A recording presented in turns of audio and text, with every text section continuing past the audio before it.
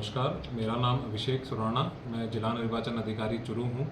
मैं इस वीडियो के माध्यम से आप सभी से SIR 2026 विशेष गहन पुनरीक्षण का कार्यक्रम जो कि भारत निर्वाचन आयोग के द्वारा चलाया जा रहा है, उससे संबंधित कुछ चीज़ें साझा करूँगा।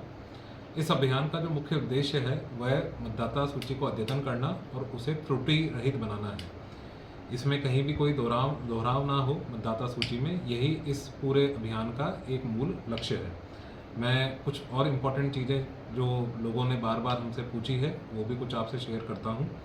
एक सबसे बड़ी बात जो लोग पूछ रहे हैं कि मतदाता सूची 2002 हमें कहाँ मिलेगी, तो यह मतदाता सूची voters.eci.gov.in करके जो वेबसाइट पर उपलब्ध है, इसमें आप अपना या अपने परिवार के किसी भी सदस्य का नाम जो उस समय वोटर लिस्ट में दर्ज था उसको आप ढूंढ सकते हैं और उसे अब आप नए फॉर्म से लिंक करा सकते हैं। दूसरा प्रश्न है कि ये नाम कैसे जुड़ेंगे। तो आप जब अपने BLO को इन्यूमरेशन फॉर्म भर के देंगे तो इन्यूमरेशन फॉर्म मिलने के बाद BLO उस फॉर्म को ऑनलाइन करेंगे और ऑनलाइन करने के बाद जो 2002 में आपका स्वयं का नाम या आपके माता या पिता का नाम जो 2002 की वोटर लिस्ट में है उसको हम मैप करेंगे वर्तमान वोटर लिस्ट से। एक तीसरा प्रश्न है कि BLO को हमें क्या क्या जानकारी देनी है और क्या क्या कागज़ उन्हें देने हैं। तो मैं यहाँ स्पष्ट करना चाहूँगा कि आपको किसी भी तरह का कागज़ इन्यूमरेशन फॉर्म के अलावा BLO को नहीं देना है। आपको अपनी रंगीन फ़ोटो एक इन्यूमरेशन फॉर्म पे चिपकानी है और बिना किसी दस्तावेज के आपको उसे BLO को वापस करना है। किसी भी अतिरिक्त किसी भी अन्य प्रमाण पत्र की कहीं भी कोई आवश्यकता नहीं है। एक प्रश्न लोगों के मन में जो बार बार उठ रहा है वह यह है कि क्या मुझे किसी कार्यालय के बार बार चक्कर लगाने होंगे या नहीं चक्कर लगाने से कोई मेरा नाम कट सकता है। तो मैं इस वीडियो से ये स्पष्ट करना चाहूँगा कि इसकी संभावना नगण्य है। आपको कहीं कोई चक्कर नहीं लगाने हैं। अगर आपको BLO ने फॉर्म दिया है और आपने उस फॉर्म को अच्छे से भर के वापस दे दिया है तो ड्राफ्ट इलेक्टोरल रोल में आपका नाम पब्लिश होगा और आपको किसी भी कार्यालय या व्यक्ति के कोई भी चक्कर लगाने की आवश्यकता नहीं है। फिर लोगों के मन में ये प्रश्न आ रहा है कि जब दस्तावेज की आवश्यकता नहीं है तो फिर 13 दस्तावेज की बार बार क्यों बात हो रही है।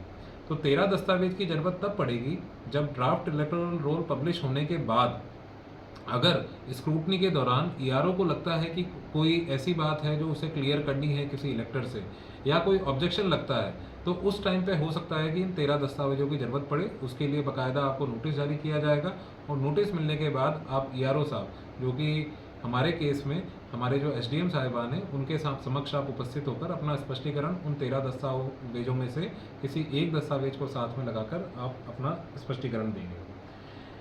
कई जगह ये बात आ रही है कि जो फ़ोटो जो मांगे जा रहे हैं वो सफ़ेद बैकग्राउंड के मांगे जा रहे हैं। ऐसा बिल्कुल नहीं है। आपको अपना रंगीन पासपोर्ट साइज़ का फ़ोटो जो है वो इन्यूमरेशन फॉर्म पे लगाना है।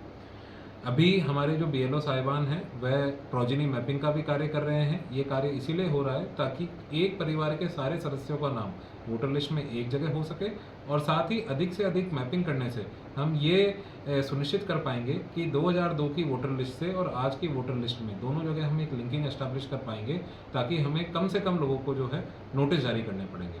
मैं एक बार अंत में पुनः आप सभी लोगों से अपील करता हूँ कि जब BLO आपके पास आपके घर पर आए तो उससे सहज भाव से मिले। कोई भी अगर आपको डाउट है तो उससे आप क्लियर करें। आप इन्यूमरेशन फॉर्म लें और यथासंभव प्रयास करें कि उसी दिन इन्यूमरेशन फॉर्म को BLO को वापस दे दें भरकर, और उसमें जो जानकारी मांगी गई है उसे आप BLO भी आपकी मदद करेंगे और आप voters.eci.gov.in पे जाके भी पुरानी जानकारी ले सकते हैं। मैं उम्मीद करता हूं कि सभी चुरूवासी इस अभियान में बढ़ चढ़कर हिस्सा लेंगे और जल्द से जल्द हम अपनी वोटर लिस्ट को त्रुटि रहित बना पाएंगे। वोट करना अपना एक अधिकार है और इस अभियान के माध्यम से हम अपने उस अधिकार को और अधिक मजबूत कर रहे हैं। जय हिंद, जय भारत, जय राजस्थान।